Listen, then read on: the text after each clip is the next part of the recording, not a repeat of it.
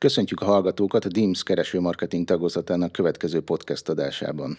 A mai adásban azt próbáljuk meg körüljárni, hogy hogyan változott az elmúlt időszakban a keresőmarketing, az online marketing, illetve hogyan változtak a keresések. Ehhez a témához keresve sem találhattam volna jobb beszélgető partnert, mint a magyarországi Google Industry Managerét, Vadász Illést. Szia Illés! Szia Tamás! Én pedig Solc Tamás vagyok, a Clickmania szakmai vezetője. Csapjunk is bele! Ha jól tudom, akkor már több mint 17 éve dolgozol a magyarországi Google-nél. Ez már majdnem egy nagykorú munkaviszony. Hogyan kezdődött ez? Hogyan indult a karriered a Google-nél? De már kimondani is nehéz egyébként ezt a 17 évet. Generáció fölnő ennyi idő alatt. Amúgy egyébként nagyon élénken élnek még azok az emlékek, még 2007 végéről, amikor elkezdtem interjúzni a céghez.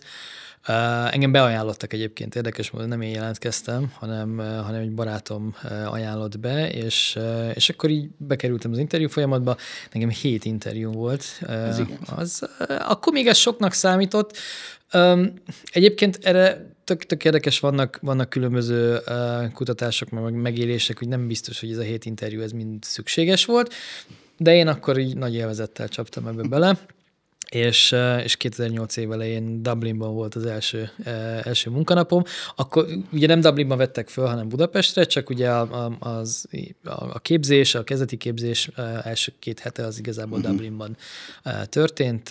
Ott egy csomó új kollégával ismerkedtem meg, akikkel még most is egyébként tudjuk tartani a kapcsolatot.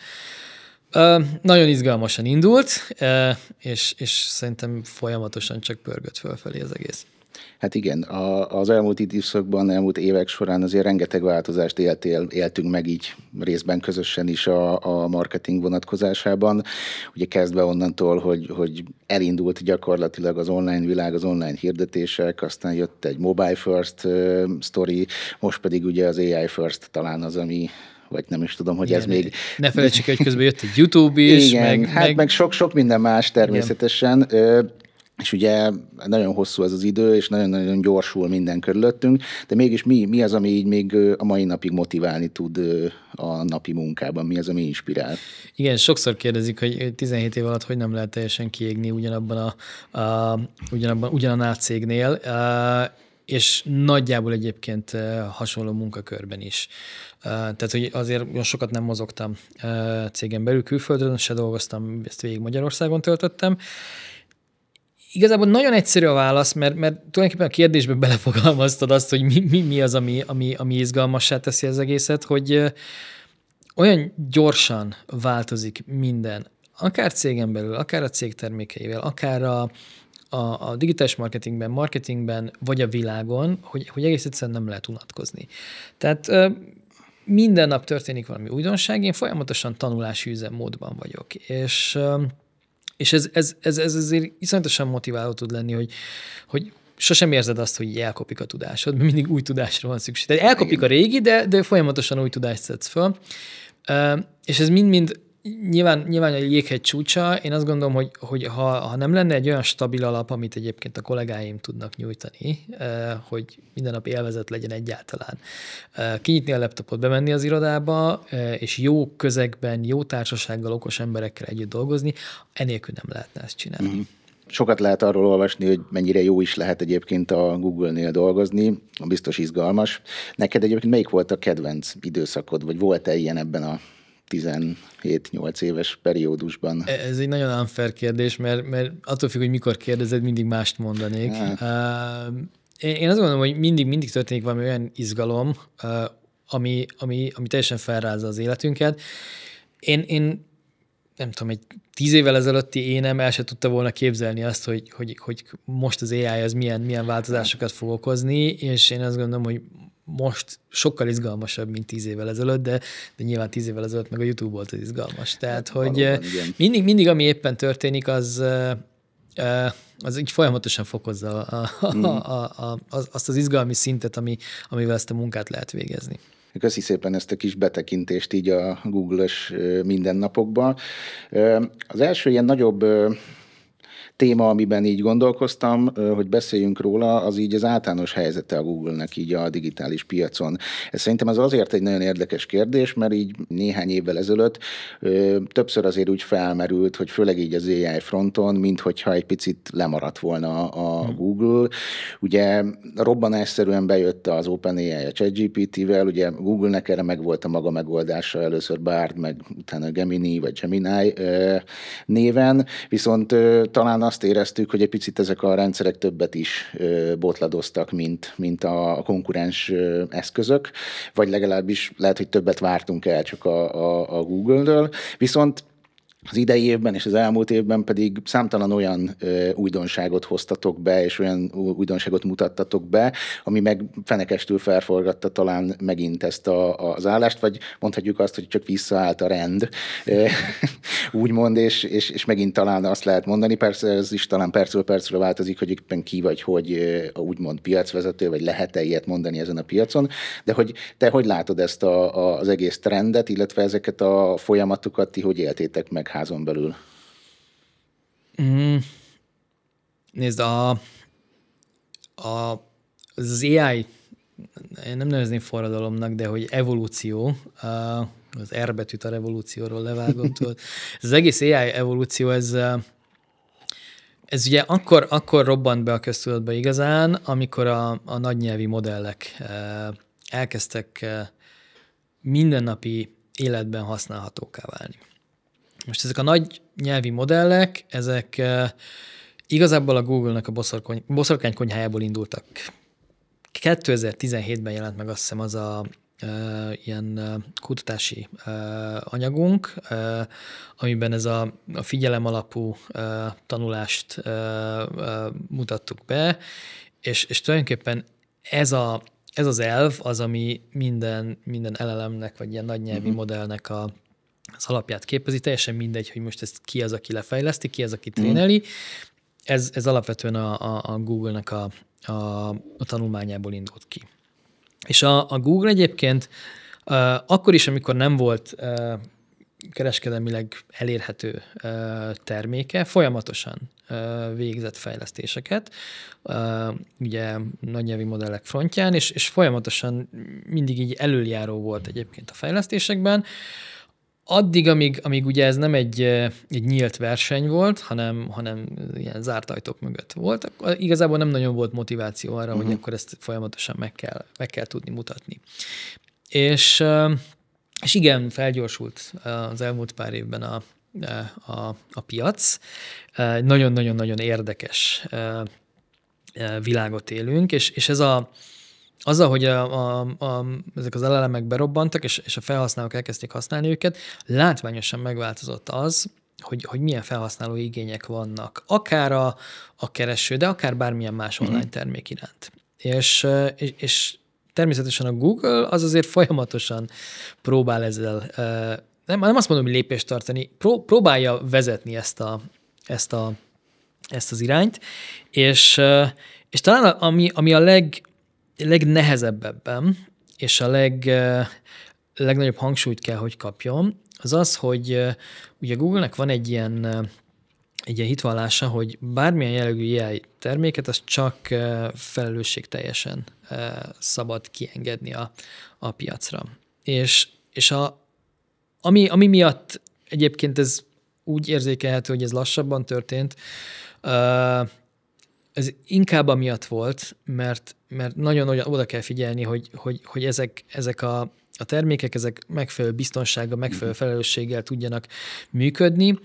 Nyilván nem tökéletes semmi sem, és könnyű fölkapni azt, hogyha valami hibázik, mert az mindig izgalmasabb, mint hogyha valami igazat mond, meg jól csinálja a dolgokat. Nagygyártó, egy ismert nagygyártó terméket csinálja. De alapvetően most már mindenki ismert nagygyártó. Igen, csak akkor abban az időszakban talán még a többiek legalábbis így átlag felhasználói szinten talán kevésbé voltak ismertek. Nyilván tech kereteken belül azért jobban tudták ezeket. És úgy nyilván igen, hogyha egy nagygyártó hibázik, akitől azt várjuk, és egyébként ki is mondtad, hogy ne kövessen, nem diktálja gyakorlatilag a trendeket, akkor ott az ugye látványosabb.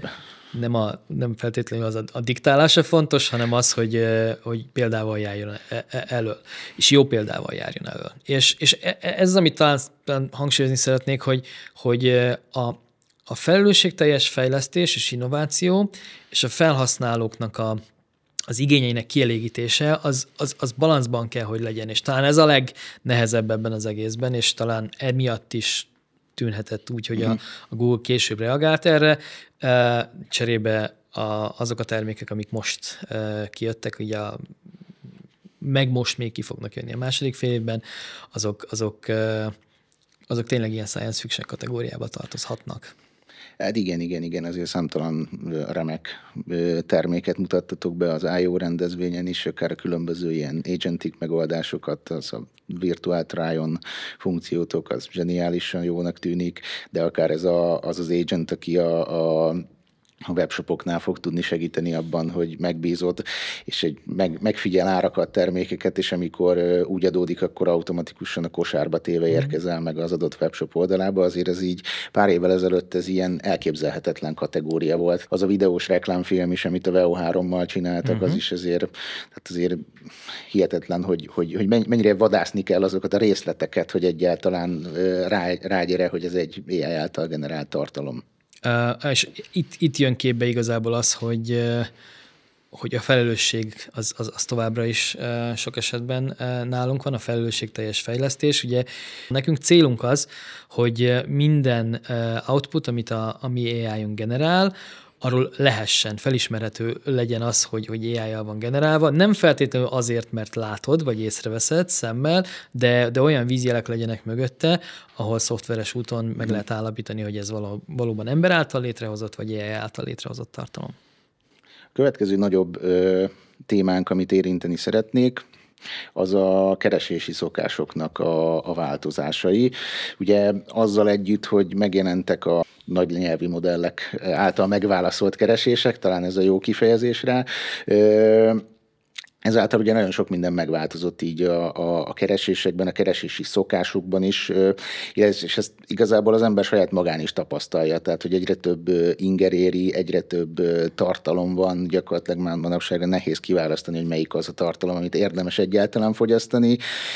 Akkora mennyiség van, illetve ugye rengeteg inger és input is ér minket, és ehhez hoztam is egy statisztikát, amit a saját Google-ös, illetve a Measure Protocol Consumer Journey Analyst nevezetű kutatása, ez egy 2024 év végi kutatásából jött ki, hogy átlagosan napi 130-szor kerülünk valamilyen szinten kapcsolatba egy értesítéssel, vagy valamilyen input mentén, csak a mobiltelefonnal kapcsolatban.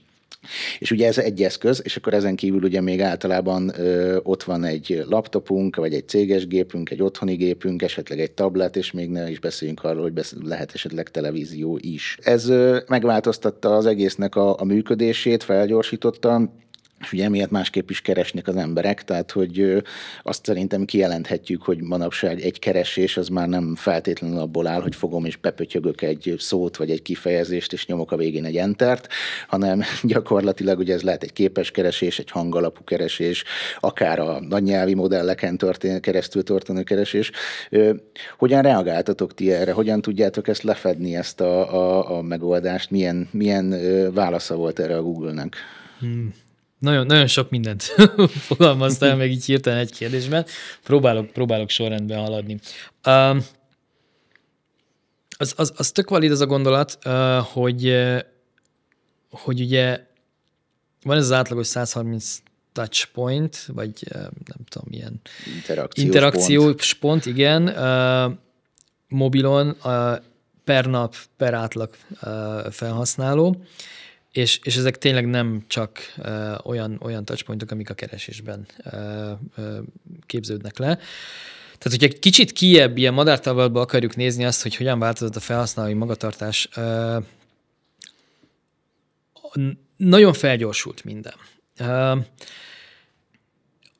És amellett, hogy van ez a 130, most leragadtunk ennél a számnál, még egy érdekes ilyen stat, hogy ugyanebből a kutatásból, hogy az online vásárlási útvonalak 80%-a az több touchpointból áll. Tehát, hogy nem az van, hogy rákeresek, megveszem, hanem akár tényleg ilyen 20-30 touchpoint is létrejöhet, vagy akár szükséges lehet ahhoz, hogy valaki egy vásárlási döntést meghozzon.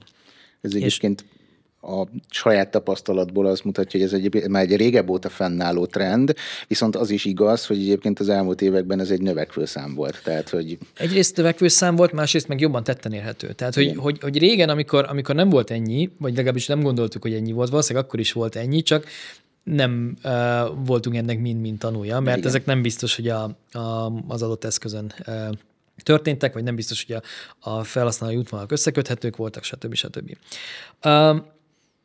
Óriási nagy káosznak tűnik ez. Tehát, hogy ezek a touchpointok, ezek mindenhol történhetnek, mindenféle élethelyzetben történhetnek, mindenféle befogadói szituációban történhetnek, és ha ezt megpróbáljuk valahogy felrajzolni a marketing funnelre, akkor egy ilyen hatalmas nagy káosz lesz az egészből. És az embernek van egy ilyen tulajdonsága, hogy szereti az egyszerűbb dolgokat, vagy szereti a káoszt leegyszerűsíteni, mert csak azzal tud foglalkozni, amit ért, és amit meg nem ért, az tényleg káoszosnak tűnik.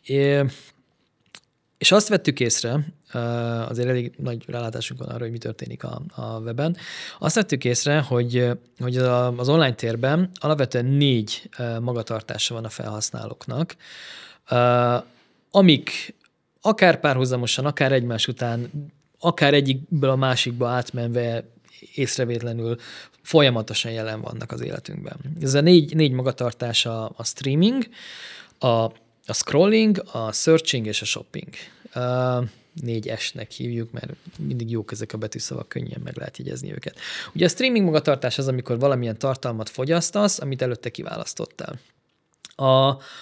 A scrolling magatartás ez egy olyan befogadói szituáció, amikor nem tudod, mit akarsz fogyasztani, csak hagyod, hogy az adott stream vagy információhalmaz elérjen téged, és majd menet közben te eldöntöd azt, hogy mi az, amivel jobban akarsz elmélyülni.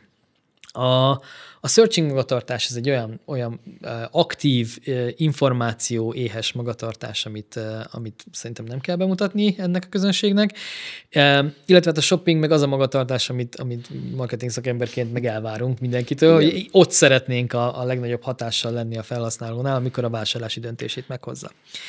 Most ezek nem új magatartások, ezek megvoltak korábban is, csak mondom, nem volt annyira tetten érhető, meg hogyha most nagyon le akarod fordítani ezt egy offline magatartásra, hogyha bevásárlólistával mész a szupermarketben, akkor az egy searching magatartás, ha nincs nálad bevásárlólista, akkor ez valójában egy streaming magatartás, tehát mit akarunk megvenni, nézzünk körül, de alapvetően végig egy shopping mindsetben vagy.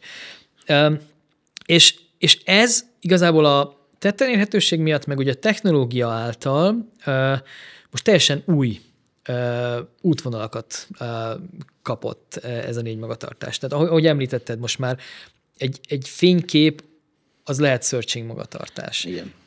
A tévé előtt ülve, a távirányítóval a kezedben, te nem biztos, hogy csak streaming magatartásban létezhetsz, mert lehet, hogy te scrollozol, amikor megpróbálod eldönteni, hogy igazából mi az, amit most nézni akarok. Vagy akár YouTube Shortsot nézel, ami ugye tévén is elérhető. Vagy hogyha egy creatorödnek a videóját már megtaláltad a telefonodon, míg scrolloztál egy darabig, elkezdted nézni a videóját, mert amúgy ismered őt, és kíváncsi voltál rá. Aztán megállítod, és a háttérbe bekarikázol valamit a polcán, hogy mi az a emléktárgy, vagy akármi. És akkor így rákeresel, és akkor látod, hogy mit tudom én, csak 12 000 forint, és úgy döntesz, hogy na jó, hát ez nekem is kéne a polcomra, és megveszed. Akkor tulajdonképpen néhány perc alatt a 4 magatartáson mentél át, végigmentél, anélkül, hogy észrevetted volna. Ezt magamon is megfigyeltem egyébként, tehát, hogy ez munkámban menet pörgetem a LinkedIn falamat, és egyébként megtetszik 1-2-3 cikk, amit egyébként majd szívesen elfogyasztanék, de mondjuk a villamoson zögykülődve nincs kedvem hozzá, ezért igazából megnyitom, vagy elmentem a linket, és van, hogy 2-3-4 nap múlva jut eszembe, hogy ott volt egy cikk, és akkor ugye vagy éppen a telefonomon, vagy éppen fogom a telefonról, már átdobom a laptopra, és ott fogom elolvasni egyébként a cikket, de ugyanez nyilván igaz akkor is, hogyha mondjuk nézek egy videót, és abban van egyébként egy termék, ami igen. Csak nyitok akár egy új tabot, bepötyögöm, úgy nézem tovább a videót, de hogy... Kérdés az, hogy be kell lepötyögni, vagy azt mondod a Chrome-nak, hogy ezt bekarikázom, és akkor onnantól kezdve keres rá. Így úgyhogy egyelőre ott még nem karikázom, de valószínűleg hamarosan érkezik oda is, de igen. De a lényeg az egészben az, hogy van ez a négy alapvető magatartás, és a vásárlási journey, majdnem funnelt mondtam, de ez már kevésbé funnel, szóval a vásárlási útvonal minden egyes szakasza, akár az awareness, akár a consideration, akár az action szakaszában, mind a 4 magatartás folyamatosan jelen van. És ami miatt ez nagyon más gondolkodást igényel, az, hogy tradicionális médiatervezéssel, vagy kézi vezérlési kampányokkal iszonyatosan nehéz minden olyan elvárásnak megfelelni, mint a felhasználók támasztanak felénk. Tehát, hogy lehet, hogy te azt mondod, hogy nekem ez az üzenetem van, én ezt szeretném az awareness fázisban elmondani, de ezt személyre kell szabni akkor, amikor az awareness fázisban valaki search-öl, az awareness fázisban valaki streamel, az awareness fázisban valaki scrollozik. Más hogyan kell, más formában kell megfogalmazni ezeket az üzeneteket, hogy ezek hassanak. És ezt kézzel nagyon nehéz csinálni, ehhez már egyre több AI alapú hirdetési megoldásra van szükség, hogy a felfedezéstől egészen a döntéshozás fázisáig te mindenhol ott tudjál lenni a megfelelő üzenettel. Ugye kérdezted azt is, hogy hogyan reagálunk mi erre, meg ugye arra, hogy hogyan változnak a keresési magatartások. Ugye az egész AI történet, ez természetesen beleépült a search-be, és nagyon sokáig az AI az tulajdonképpen a rangsorási motort vezérelte. Nagyon sokszor mi sem feltétlenül tudtuk, hogy pontosan mi alapján rangsorol az algoritmus. Szerintem ez nem mindenkinek egy ennyire triviális tény, hogy valójában az AI már nem mondjuk az elmúlt fél évben, egy évben jelent meg, hanem ez sokkal régebb óta velünk van, és a találati listát, amit láttunk, akár hirdetések, akár organikus találat, már nagy részben ő befolyásolta, vagy hát most ez egy rossz kifejezés, de sokan egyébként igen. A kollégák között is úgy hivatkoznak rá, hogy ő, vagy nevekkel illetik őket, szóval, hogy ennyire a mindennapuk része. Szóval, igen. Ő, Gemini, így van. Két alapvető irányból lehet megfogalmazni azt, hogy hogyan változott meg a keresés és a kereső. Az egyik az, hogy milyen kérdéseket tudnak ugye feltenni a felhasználók, és milyen formában teszik fel ezeket a kérdéseket. A másik irány vagy oldal meg az, hogy a Google milyen válaszokat és milyen formátumú válaszokat tud erre adni.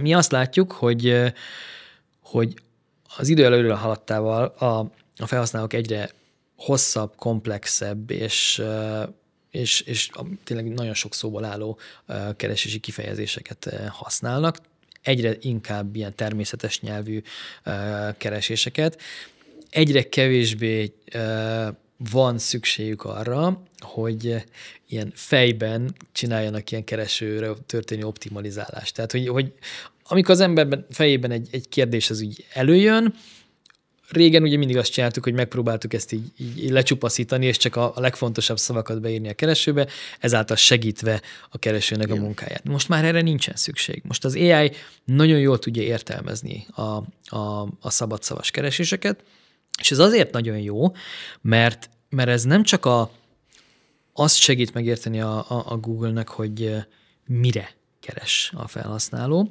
hanem azt is meg tudja jobban érteni ezzel az extra kontextussal, hogy miért kereshet erre a felhasználó.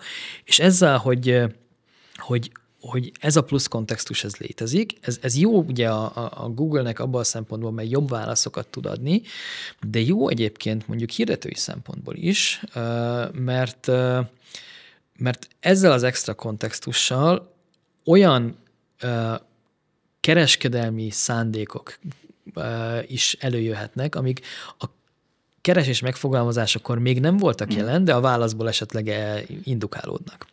Tehát, hogy alapvetően az a hosszú távú vízió ezzel kapcsolatban, hogy amennyire lehet, ilyen akadálymentes legyen a keresés. Ne kelljen gondolkozni, ne kelljen a fejünkben ezt transformálni, mielőtt beírjuk a keresőbe, hanem azt írunk be, amit akarunk. És ahogyan akarunk. Tehát itt jön a multimodalitásnak a kérdésköre. Ugye, hogy ezt megtehetjük szóval, megtehetjük egy fotóval, bekarikázunk valamit a képen, sőt, akár már videóval is tudunk keresni. Nem tudom, hogy Gemini-nak a Gemini Live funkcióját azt próbáltad, és beszélgettél-e már abszolút, élő videóval a Gemini-jal. Kollégáknak egy tréningen még mutattam is, hogy egyébként így lehet ezzel így. Hát egyelőre most azt mondanám, hogy játszadoztunk vele, de tök jó volt, tehát hogy előtte leteszteltem, kint az utcán mentem, bekapcsoltam a kamerát, és akkor tök jó mutatta, hogy egy Lada Samara állt egyébként, és így mutattam a Lada Samarát neki, és akkor így mondta, hogy hát ez valószínűleg egy kelet-európai idősebb autó, közelebb mentem, és akkor hát valószínűleg egy Lada Samara, és tehát hogy így egész jól felismerte a dolgokat. Egy dolog, ami feltűnt és említetted, ez a miért. Tehát, hogy a mögöttes miért. Tehát, hogy akkor azt érthetjük ebből ki, hogy a szándékot, tehát, hogy a szándékot is felismeri most már, vagy felismerheti a rendszer.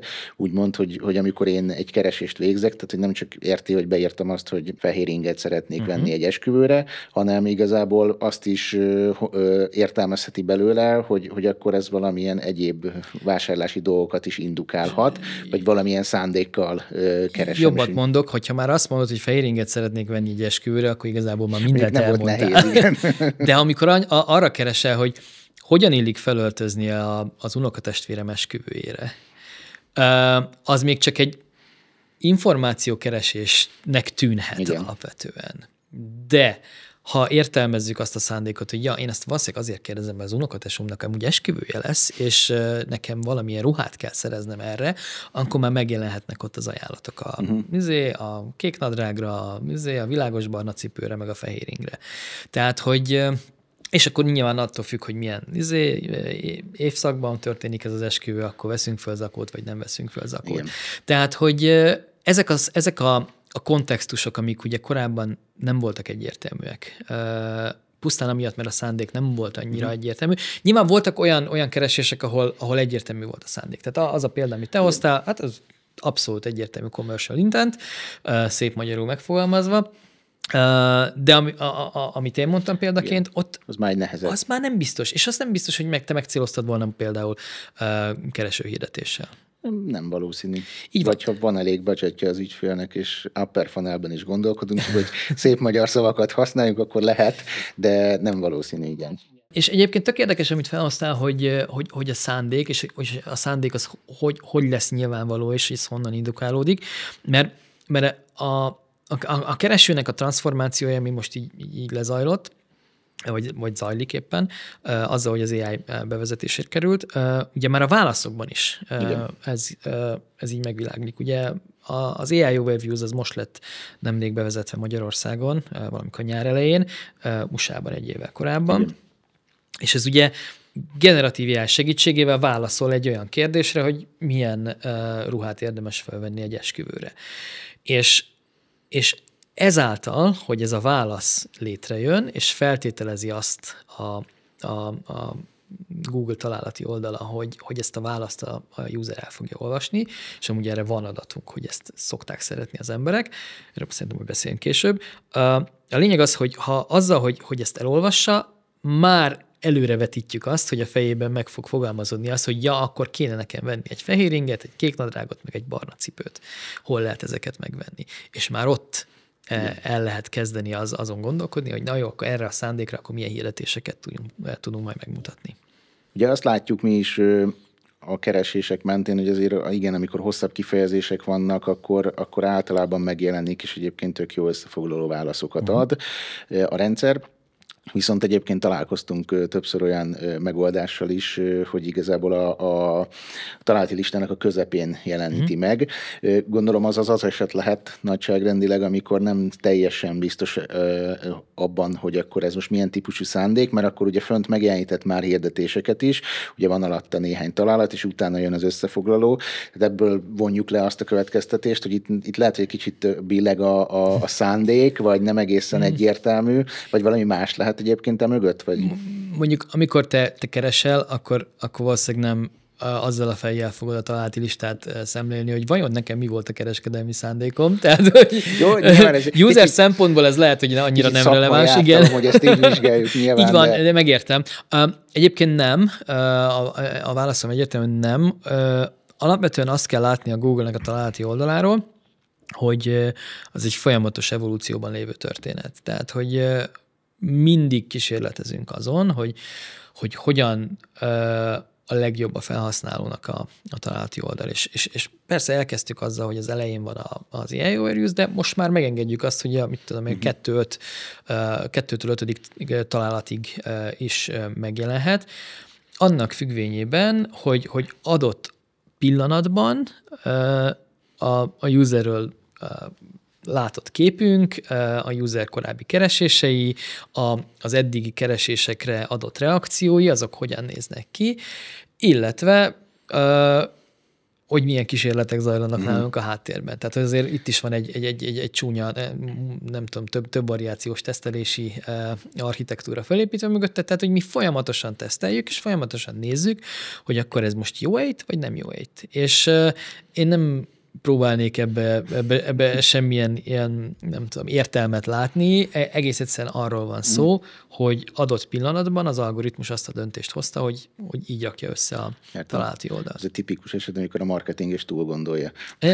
Simán benne van a pakliban, és sokszor, tehát hogy ez egy teljesen normális emberi magatartás, hogy szeretnénk megérteni abszolút, azt, hogy igen, azt, amit nem értünk meg, mert különben nem tudom, ilyen furcsán érezzük magunkat.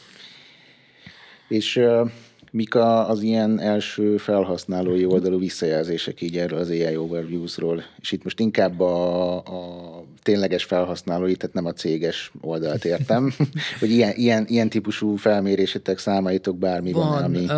Van, hát ilyen konkrét számokat, tehát ilyen nagy számokat tudok mondani, tudod, hogy 2 milliárd ember éri már el, és használja, 200 ország, 40 nyelv, tehát hogy ez tényleg egy széleskörűen elindított termék. Amúgy egyébként vannak visszajelzések mind consumer oldalról, tehát felhasználói oldalról, mind pedig hirdetői oldalról is, és elsősorban azért pozitívak a visszajelzések. És sok visszajelzés az ugye nem kvalitatív, tehát nem az van, hogy megkérdeztünk embereket, hanem látjuk azt, hogy hogyan használják a terméket, és iszonyatosan sok adatot tudunk ebből gyűjteni, és ebből konzekvenciákat levonni. Egyik talán legfontosabb ilyen kvázi visszajelzés, hogy azok a felhasználók, akik használnak AI Overviews-t, többet keresnek. Már hogy nem pénzt, hanem több keresést hajtanak végre. És ezek a keresések olyan eredményeket produkálnak, amikkel elégedettebbek a felhasználók. Most hogyan mérjük azt, hogy elégedett valaki a kereséssel, vagy sem? Általában azt szoktuk nézni, hogy ugyanazt a keresést végrehajtja újra, vagy kicsit megváltoztatja ezeket a keresőszavakat. Ugye régen ugye optimalizálgattuk a kereséseket fejben, és próbáltuk irányítani a keresőt. És aki AI Overviews-t használ, az sokkal kisebb arányban keres rá ugyanarra a dologra még egyszer. Tehát, hogy ebből mi azért azt le tudjuk mérni, hogy az elégedettség sokkal nagyobb.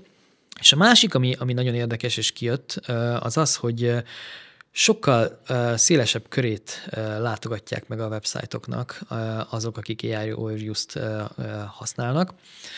Egész egyszerűen az AI Overviews az ugye lehetőséget biztosít egy csomó olyan tartalomnak is a megjelenésre, ami mondjuk nem rangsorolódik be az első 10-be, és ezáltal tényleg szélesebb körét érik el a websájtoknak a felhasználók. Ami még látszik, az, hogy ha és amennyiben valaki kikattint egy AI Overviews-ban található linkre, ugye itt minden egyes információ morzsának, hogy meg van határozva igen, a forgalom, a tartalom forrása. Tehát, hogyha valaki oda kikattint, akkor nagyon keveset jön vissza végrehajtani ugyanezt a keresést. De effektíve megtalálja azt, amit keresett, így van, ami azt jelenti, hogy sokkal nagyobb engagement, sokkal jobb minőségű forgalmat tud az AI terelni organikusan. Igen, mert talán ez volt az egyik nagy félelme a cégeknek, hogy majd kevesebb lesz ezáltal a forgalom vagy a kattintás, mert hogyha megtalálják a választ az AI Overviews által megadott, kifejtett, kibővített válaszban, nem csak egy rövidebb találati címet és listát kapnak, ezáltal ugye csökkenni fog a tartalom, de hogy akkor ezek szerint az első számaitok vagy statisztikáitok alapján inkább további kereséseket generált, nem hogy csökkent volna. Igen, csak más témában, tehát nem ugyanabban a témában generál további kereséseket. Ami azért fontos, és fontos hangsúlyozni, hogy azért a korábbi ilyen mennyiségi gondolkodásról, hogy minél több forgalom legyen nálunk, szerintem érdemes átmenni a minőségi forgalomban való gondolkodásba. Tehát, hogy nekünk sokkal jobb az, hogyha kevesebb user jön, de az a user az mind hasznos, vagy nagyobb arányban hasznos, mint az, hogyha sok user eljön, és akkor fogyasztja a cloud számlánkat, meg a kiszolgálás költségét, stb. Tehát, hogy valószínűleg tartalom létrehozóként, vagy cégként is jobb az, hogyha minőségi forgalmat kapunk. Hát egy provokatív a kérdés, de hogy akkor ez most megölte a SEO-t, vagy nem ölte meg a SEO-t? Szerintetek? Vagy van erre álláspont? Van ez a francia mondás, tudod, hogy meghalt a király, éljen a király. Én azt gondolom, hogy a SEO az élt és élni fog. Nem amiatt, mert hogy itt most bármilyen nagy változással ehhez ne tudna alkalmazkodni, egész egyszerűen az van, hogy a SEO az én felfogásomban amellett, hogy volt egy ilyen technikai komponense, hogy elérhető legyen, crawlolható legyen, gyorsan betöltődjön a site, stb. Amellett szerintem a SEO az mindig is arról szólt, és arról kellett, hogy szóljon, hogy ha jó tartalmat hozunk létre, olyan tartalmat, amit a felhasználók meg akarnak ismerni, és szándékosan nem azt mondtam, hogy el akarnak olvasni. Szóval olyan tartalmat, amit meg akarnak ismerni, és ez felfedezhető, akkor valószínűleg ehhez el fognak jutni a felhasználók. Kereső által, vagy bármilyen más formában. Az, hogy mi a jó tartalom, azt nagyon nehéz megmondani. Egy fontos dolog van, amit az AI elhozott az életünkben, hogy az a tartalom, ami hasznos és jó, az már nem biztos, hogy írott. Tehát sok esetben ez a podcast is crawlolhatóvá válik, mert értelmezni tudja az algoritmus azt, hogy mi miről beszélgetünk, meg tudja határozni a témát, meg tudja határozni a főcsapás irányokat, és ez alapján, hogyha valaki ilyen témában keres, akkor már ezt a találatot is, a videós találatot, vagy audio találatot, azt meg tudja jeleníteni akár organikus forgalomforrás, organikus rangsorolt találatként. Tehát, hogy alapvetően én azt gondolom, hogy a SEO-ra mindig szükség lesz, de hogy a SEO-nak nem hogy mondják, ez arra a válfajára, hogy akkor mindenhol megpróbáljuk a kiskapukat megtalálni, és hogy minél kevesebb efforttal, minél több benefitet tudjunk kihozni belőle, hanem az a jellegű SEO az, ami lesz fontos, és szerintem még most is az, ahol arra fókuszálunk, hogy hogyan állítunk elő valami olyat, egyedi tartalmat, amit más még nem állított elő. Hát is igen, minőségi tartalmat, és olyan minőségi tartalmat, ami mi usereinknek, felhasználóinknak megfelelő lesz. Így van. És mi várható? Így, tudom, ez egy nehéz kérdés, még erről lehetne órákat is beszélni, de egy picit pontosítom, ugye az USA-ban már egy jó pár hónapja megy az AI módnak a tesztelése, és most a napokban jött ki, hogy további, nem tudom hány 100 nagyságrendű országra terjesztették ki.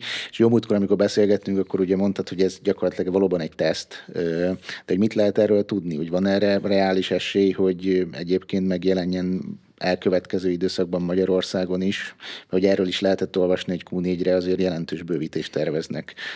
Nézd, kizárni nem fogok semmit, megerősíteni nem tudok semmit. Ez továbbra is egy teszt. Tehát, hogy az AI mód az lényegében a párbeszédet hozza el egy ilyen keresős környezetbe, és ezért nem az van, hogy ez átveszi a keresőnek a helyét, hanem ez egy külön funkció a keresőn belül, amit külön be kell kapcsolni. Hasonlóan, ahogy a videós kereséseket külön be kell kapcsolni, a hírek keresését is külön kell bekapcsolni. Ez is egy külön feature. Tehát ugye az alapkeresőben ott az AI Overviews az ott van, és végzi a dolgát.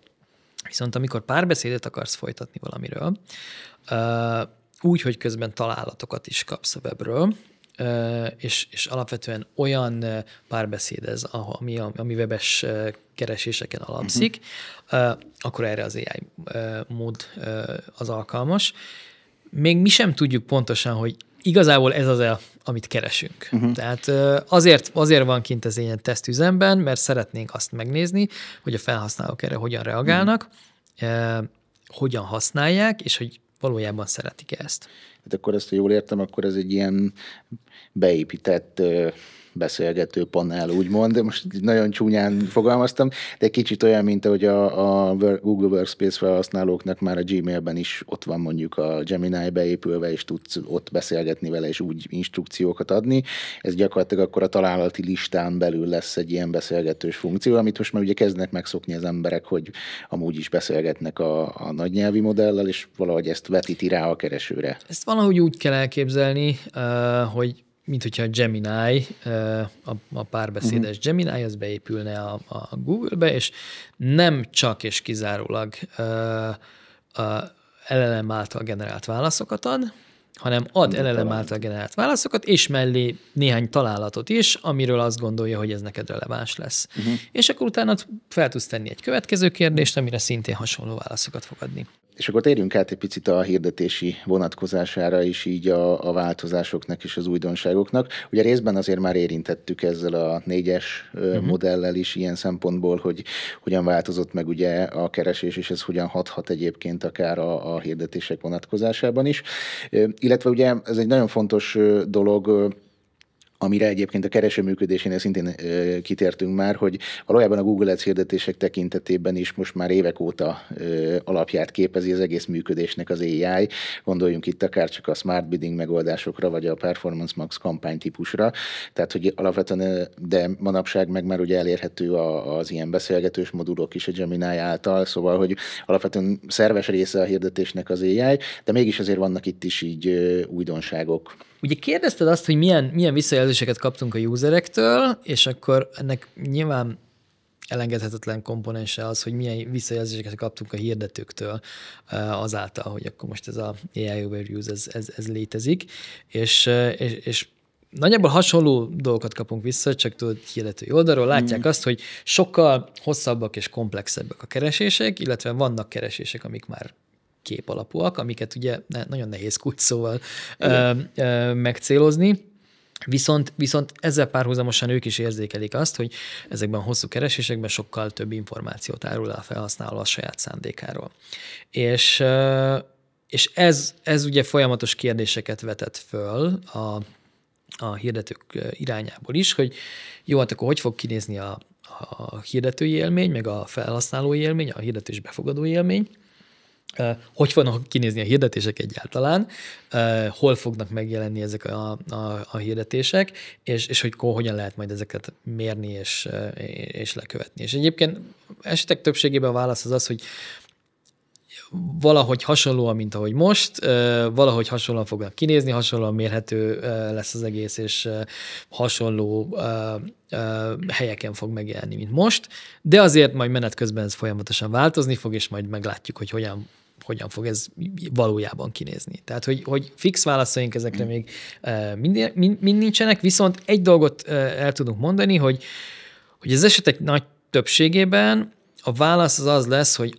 annyiféleképpen fognak a felhasználók kapcsolatba lépni a keresővel, hogy ez kézzel követhetetlen lesz, és valamilyen AI jellegű megoldásra lesz szükség, hogy ezt az újfajta és akár megnövekedett igényt ezt le tud fedni, és ezt megfelelő teljesítménymutatók mentén tud megtenni.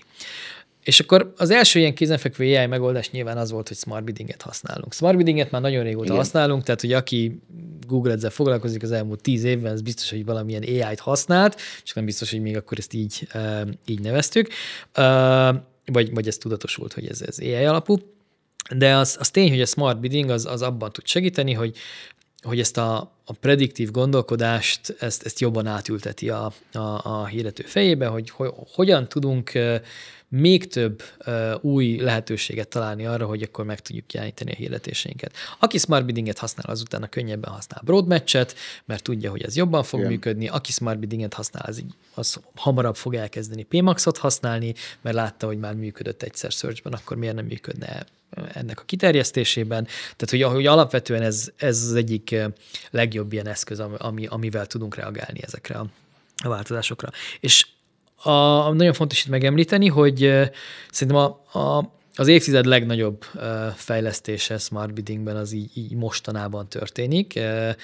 Nem tudom, erről a Smart Bidding Exploration nevű dologról hallottatok már, vagy használjátok-e?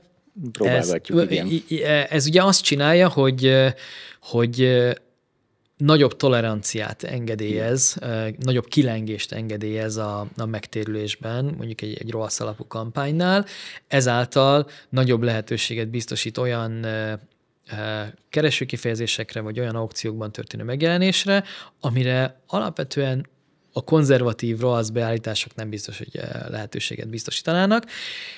Ezáltal megint szélesebbre tárja a karját a kampány, és több lehetőséget biztosít arra, hogy jó ügyfeleket tudjon szerezni a kampány.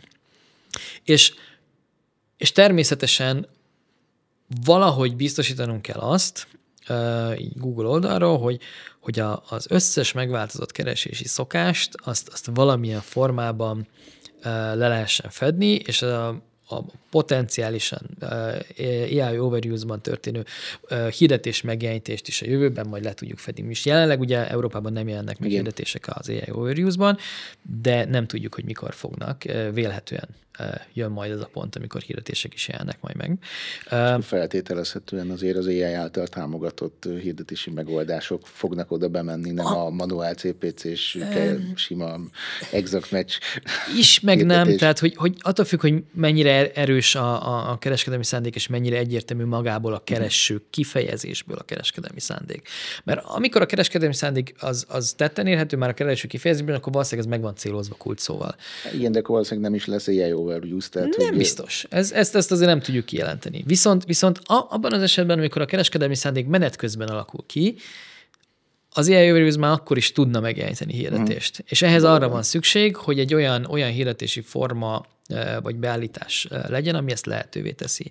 És ugye ez az AI Max for Search, amit most a nyáron vezettünk be, ami azt teszi lehetővé, hogy tulajdonképpen a célzáshoz, vagy a megfelelő kulcsszókészlet automatikus kiválasztásához az AI Max for Search ez mindent föl tud használni, ami a hirdetés kontextusában létrejön. Hirdetés kontextusában létrejön nyilván az összes kulcsszó, amit te megadsz, az összes hirdetés, amit te feltöltesz, ebből tud táplálkozni, illetve az összes landing page, hasonlóan, ahogy ez a DSA csinálta korábban. Tehát, hogy az összes landing page-ednek a tartalmát is tulajdonképpen fel tudja arra használni, hogy meghatározza, hogy milyen érdeklődéseknek, milyen kereséseknek, milyen kvázi barokk körmondatoknak jelenítse meg ezeket a hirdetéseket, vagy akár milyen képeknek. Igen. És erre alkalmas egyébként az AI Max for Search, hogy ezt az újfajta igényt, amit szinte lehetetlen kézzel lefedni, ezt megpróbálja kiterjeszteni és lefedni. Igen, egyébként ez egy nagyon érdekes funkciónak tűnik, mi is már azért számtalan esetben elkezdtük, hát elsődlegesen azért tesztelni még, de hogy vannak már pozitív eredmények, akár egyébként a nemzetközi számokból is jöttek pozitívak, de saját tapasztalatból is vannak azért már pozitív számaink is. De hogy ami szerintem kiemelten fontos itt is, amit az előbb említettünk a SEO vonatkozásnál is, a megfelelő minőségű és jó tartalom, tehát hogy meg egy jó struktúrált weboldal, jól felépített weboldal, mert igazából akkor tud megfelelően az AI menni rajta, és feltérképezni, és az egymáshoz való összefüggéseket összerakni, és úgy tud megfelelően belőle dolgozni. De egyébként szerintem ez egy nagyon jó kis funkció, ez az AI Max for Search, mert hogy kicsit a PMax-szal szemben nekem azt tetszik benne nagyon, hogy már az első pillanattól kezdve megvannak azért bizonyos kontrollfunkciók, amik azért a PMax esetében hosszasan kicsit ilyen black boxként működtek, és azért elég sok mindent hoztatok be, és elég sok kontrollt kaptunk, és fejlődik az a része is szerintem nagyon szépen. Elsősorban ugye transzparencia irányából, tehát hogy ez volt az egyik legnagyobb kritika, csak ugye tudod, nagyon nehéz úgy transzparenciát csinálni, hogy közben a kontrollokat meg nem feltétlenül biztosított. Igen. De a transzparencia is mutathat trendeket, rendszerűségeket, amiből egyébként adott esetben rájöhetsz, hogy mondjuk egyébként a videós tartalmai gyengébbek, és azon kellene javítani. Vagy a képes tartalmai gyengébbek, mert a search hálózaton tök jól működik, de a displayen meg nem. Tehát, hogy igazából tendenciákat és trendeket ebből is le lehet vonni. De hogy ugye az AI Max-nál meg azért nagyon sok funkciót alapból meghagytok kontrollként, és szerintem ez egy tök jó irány ilyen szempontból, mert ugye lehetnek olyan oldalak, amiket nem szeretnénk betenni, lehetnek kifejezések, lehet, ami nem felel meg a márkaértékrendnek, szóval hogy ezért ez egy elég ilyen fontos dolog, és ezáltal ez biztosítja szinte minden hirdetőnek, hogy ezt érdemes lehet megpróbálni. Így van. Ugye említetted ezt az AI Max for Search-ot, ugye ez fontos, hogy ez nem egy új kampánytípus, hanem ez egy funkciója a meglévő keresési vagy search kampányainknak, és akkor ugye visszautalva erre a 4-es, erre a keresési változásokra, és hogy hogyan böngésznek úgymond a felhasználók. Ugye korábban volt egy Power Pair nevezetű ilyen duótok, ugye a Broad Match és a Performance Max kampányok. Ugye ezt módosítottátok az idén a Marketing Live-on bejelentve Power Pack-re, ha jól mondom. És már 3-an vannak. Igen, és hogy ugye gyakorlatilag akkor kijelenthető az, hogy ez az AI Max for Search-re felturbózott keresési kampányaink, a Performance Max kampánytípus, és ugye a harmadik, amiről még talán nem beszéltünk, a Demand Gen kampánytípus, hogy ezek egyébként alkalmasak így együttesen, vagy akár külön-külön is arra, hogy ezeket a megváltozott keresési trendeket kiszolgálják? A keresési trendek szempontjából az AI Max for Search ez mindenképpen. Ugye a PMax az korábban is igazából lefedett mindent, de ugye performance céllal tette ezt. Most esetek nagy többségében, amikor tudja a user, vagy nagyon hamar el tud jutni ahhoz nem tudom, a tudáshoz, hogy igazából neki mire van szüksége, akkor ezek így tök jól működnek. De vannak olyan termékek, vagy olyan kategóriák, ahol alapvetően még a felhasználónak sincsen lövésese arról, hogy ezzel a problémával ő szembesül, és ezt a problémát neki meg kell oldania. Mondok egy nagyon-nagyon banális példát. Én a mai napig nem tudtam azt, hogy van olyan berendezés, eszköz, bútor, nem tudom, minek hívjam, aminek az a funkciója, hogy megemeli a mosógépet. Egy 20 centivel magasabbra rakja a mosógépet, ami jót tesz a derekadnak, alá tudod rakni a dolgokat, stb. Én nem tudtam, hogy ez a kategória létezik. Egészen addig, amíg elém nem sodorta az élet azt, hogy valaki egy shorts videóban ezt installálja a mosógépe alá. Nem tudom, hogy hogyan került ez az én buborékomba, de megtalált, és innentől kezdve ez engem érdekel. Magamtól nem kerestem volna rá erre, mert az egyetlen tünetem az volt, hogy fájt a derekam, amikor a mosógéphez le kellett hajolni. Tehát, hogy ehhez, az ilyen jellegű igényfelkeltéshez olyan dolgogra van szükség, olyan megoldásokra van szükség, ahol meg tudod mutatni azt, hogy mi a probléma, és mi erre a válasz. Hogy problématudatot tudsz építeni, és rögtön vágyat tudsz kelteni az adott termék iránt. És erre alkalmas a Demand Gen. Tehát ez az, amit tud, vizuálisan elmeséli azt a történetet, hogy ez a termék ez mit tud, vagy ez a szolgáltatás ez mit tud, és erre kínál már rögtön egy megoldást ott a helyszínen. És ezért szoktuk azt mondani, hogy a Demand Gen az alapvetően nem egy performance termék, de nem is egy upper funnel termék, hanem ez valahol ott a kettő között ül, mégis inkább közelebb áll a performancehoz, azzal az extra, nem tudom, milyen plusz hozzáadott értékkel, hogy fel is tudja kelteni a nem létező igényt. mert ugyanúgy tudod ezeket a smart bidding megoldásokat használni benne.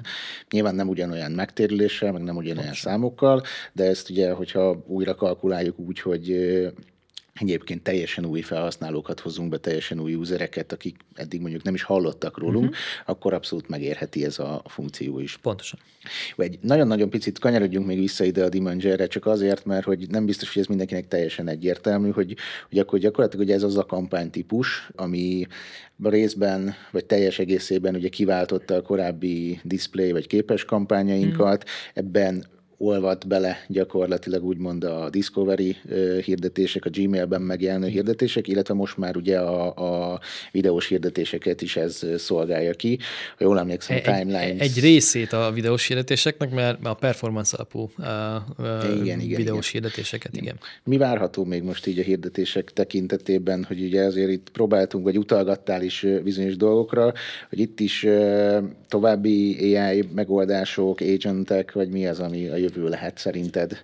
Mi mindig olyan megoldásokat fejlesztettünk és hoztunk a piacra, ami két dolgot tartott elérendő célnak, és ezt folyamatosan megpróbálta egyensúlyban tartani, hogy a felhasználóknak releváns legyen, és a felhasználók úgy lépjenek vele interakcióba, hogy az nem zavarja az életüket, természetesnek hasson, stb.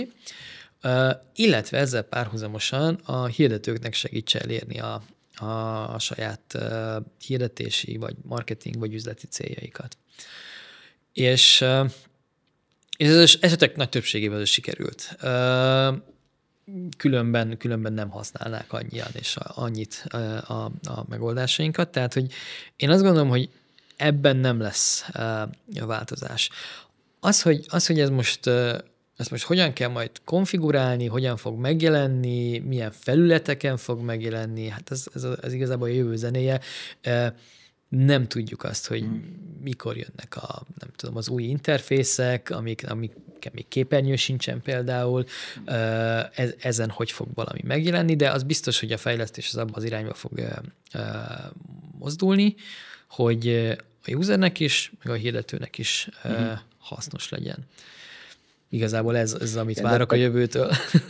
Hát meg a megjelenés az amúgy sem konstans, tehát hogy egy keresőhirdetésnél is ugye folyamatosan bővül, változik, módosul, ott is ugye jellemző. Hát ez az abszolút jellemző rátok Google-re, hogy folyamatosan teszteltek, és folyamatosan próbáljátok javítani a megjelenést, és mindkét oldalt, ahogy elmondtad, kiszolgálni. Van-e most olyan digitális trend, vagy bármilyen olyan vonatkozás, ami úgy a téged így mondjuk azt, hogy lázba hoz, vagy érdekel, vagy... Mindig más egyébként, de ami egy ilyen átívelő dolog mindenben, az, hogy baromira szeretek új információhoz jutni, és tanulni, és ezeket az új információkat rendszerezni, és jól elsajátítani. És erre egyébként én nagyon meglepődtem egyébként, de borzasztóan hasznos eszköz a Notebook Elem nevű termékünk, ami tulajdonképpen egy jegyzetfüzet, egy olyan jegyzetfüzet alkalmazás, kvázi, ahova te forrásokat tudsz feltölteni, videós, szöveges, webről összeszedett forrásokat, és csak azokból a forrásokból táplálkozik, azokban, ez a szakkifejezés, az groundolja magát, és ezeknek a forrásanyagoknak a feldolgozásában segít. Akár úgy, hogy egy ilyen tanulási összefoglalót, irányított tanulási összefoglalót csinál neked, egy mindmap-et tud csinálni belőle, vagy egy podcastot készít belőle, ahol két ember beszéli meg azt a témát, amit te felvetettél, csak és kizárólag azokból az adatokból dolgozva, ami oda fel van töltve, vagy egy videós prezentációt hoz létre neked, ahol elmagyarázza neked azt az adott topikot. És én nekem borzasztóan felgyorsítja az információ feldolgozási képességemet tulajdonképpen. Rengeteg meetingre így készülök föl alapvetően, hogy a korábbi összes meeting note-ot azt így feltöltöm oda, és létrehozok egy podcastot, amit a meetingre úton meghallgatok egy 20 perces adást, ami csak nekem készül, csak az adott meeting. Sőt, én volt olyan, hogy a meeting összefoglalót így küldtem át az ügyfélnek, hogy hello, erről beszéltünk, és egy 10 perces adásban ezt meghallgatott. Nem nagyon tudott rá köpni, nyelni, tehát hogy ez tényleg annyira science fictionnek tűnik, és egyébként itt él mellettünk. De amúgy meg, hogyha nagyon ilyen kalandvágyó vagy, akkor a Gemini-t próbáld meg úgy felpromptolni, hogy írj nekem egy mesekönyvet, és akkor határozd meg a témát.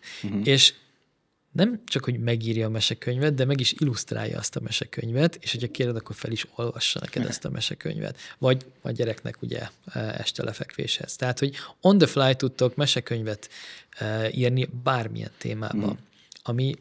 Tök jó. Én ilyen kisebb képregényeket rajzoltattam, ilyen 4-6 kockásokat, akár Gemini-jal, akár ChatGPT-vel, de jó pofa, igen, az, hogy így, hogy tudja összerakni, vagy akár ha nem tudja összerakni, akkor segít benne, hogy tud majd összerakni belőle egy olyan prompttal. Igen, és bennem, ami tényleg ilyen izgalmat ébresztő ezzel kapcsolatban, az, hogy én soha nem tanultam meg jól tanulni. Tehát így mindig voltak különböző módszerek, általános iskolában, középiskolában mindenki máshogy várta el azt, hogy ezt máshogy adjuk vissza, meg máshogy tanuljuk meg, aztán utána a felsőoktatásban megint átalakult ez az egész, és most végre van valami, ami tök jól tudja ezt rendszerben átadni, és tényleg ahogyan promptolod, olyan nyelvezettel, úgyhogy ezt sokkal könnyebben meg tud érteni. Szerintem ez gyökeresen fel fogja forgatni azt, ahogyan mi a tanulással bármilyen viszonyba kerülünk. Köszönöm szépen, Illés, a beszélgetést. Remélem sikerült így a keresőmarketing újdonságairól néhány hasznos információt hozni számotokra. Ez volt a DIMS keresőmarketing tagozatának a következő podcast adása. Köszönjük, hogy velünk voltatok. Én köszönöm, hogy itt lehettem. Sziasztok! Hello!